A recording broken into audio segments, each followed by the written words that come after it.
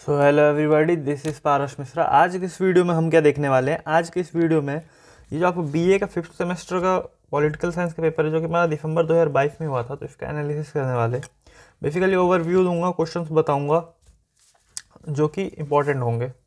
क्योंकि अगर आप देखो तो अगर मैं स्पेशली एमडीयू यूनिवर्सिटी की बात करूँ तो हर साल 2 साल का क्वेश्चन पेपर काफ़ी होता है आपके तीसरे साल का पेपर करने के लिए। यानी पिछले 2 साल का पेपर अगर आप कर लेते हो ना, तो उसके बाद कहीं से क्वेश्चन आता ही नहीं है, वही क्वेश्चन रिपीटेड होते हैं, इनके अलावा इन पे क्वेश्चन ही नहीं है देने के लिए।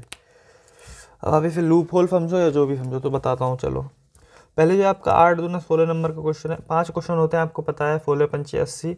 पहला क्वेश्चन जो है आपका वो 2 नंबर के 8 है, तो जो बहुत ही बेसिक बच्चों वाला क्वेश्चन है, आपको पता होगा, आप 11वीं 12वीं में ही आपने पढ़ा होगा। what do you understand that about the judiciary? तो जुडिशरी के बारे में पूछ रहा है, तो आपको पता है 3 पिलर्स होते हैं, लेजिस्लेटिव, एग्जीक्यूटिव, जुडिशरी। तो और जुडिशरी जो होता है एपेक्स होता है, सुप्रीम होता है किसी भी देश में, तो वही सब लिखना है। अगले नंबर पर आता है प्रेशर ग्रुप के इंपॉर्टेंस बताना। प्रेशर ग्रुप क्या होता है? जो गवर्नमेंट प्रेशर डालते हैं, तो वो आपको उसके 2 इंपॉर्टेंट बताने। फिर फ्री वैल्यू स्टडी क्या होता है वो बताना है। फिर आपको कंपैरेटिव गवर्नमेंट क्या होता है, आपको पहले चैप्टर है वो बताना है। फिर मीनिंग ऑफ फ्लेक्सिबल कॉन्स्टिट्यूशन, आपको पता है रिजिड कॉन्स्टिट्यूशन होता है, फ्लेक्सिबल कॉन्स्टिट्यूशन होता है। इंडियन कॉन्स्टिट्यूशन जो है ना ही रिजिड है ना ही फ्लेक्सिबल है, तो फिर वो बताना है। तो आप देख सकते हो यहाँ पे। फिर अगर हम आगे आते हैं एफ पे, तो 2 प्रॉब्लम ऑफ कॉन्स्टिट्यूशनलिज्म, जो संविधानवाद कहते हैं, तो संविधानवाद की 2 समस्याएं इसमें आपको बतानी है। उसके बाद अगर बात करूँ तो right 2 element of political nature, 2 तत्वों को लिखना है राजनीतिक संस्कृति की, पॉलिटिकल कल्चर की 2 तत्व कौन से होते हैं, तो वो लिखना है आपको यहाँ पे।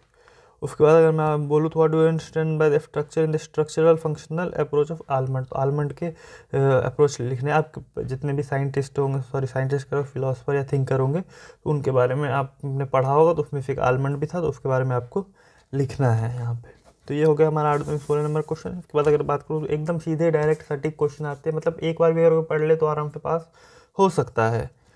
तो अब अगर मैं आपसे बात करूँ तो अगला क्वेश्चन जो आता है हमारा वो आता है describe the main feature of and utility of comparative politics. तो फीचर फॉर यूटिलिटी बताना है, विशेषता और उपयोगिता कंपैरेटिव पॉलिटिक्स का। उसके बाद बात करूँ तो critically explain the behaviourism approach, तो आपको पता होगा बिहेवियरलिज्म और पोस्ट बिहेवियरलिज्म जो होता है आपका, तो उसके बारे में लिखना है यहाँ पे। तो हर यूनिट में से एक क्वेश्चन करना है, कोई सा भी। जैसे यूनिट 1 में 2 क्वेश्चन दिया हुआ है, तो दोनों में से कोई सा भी एक करना है। तो पेपर बहुत सिंपल है। अगर मैं आपसे बात करूँ तो यूनिट 2 में पॉलिटिकल डेवलपमेंट के बारे में पूछ रहा है, और describe different interpretation of political development given by Lucian Pye जो एक थिंकर था, उसके बारे में उसका क्या अप्रोच था, तो वो यहाँ पे लिखना है।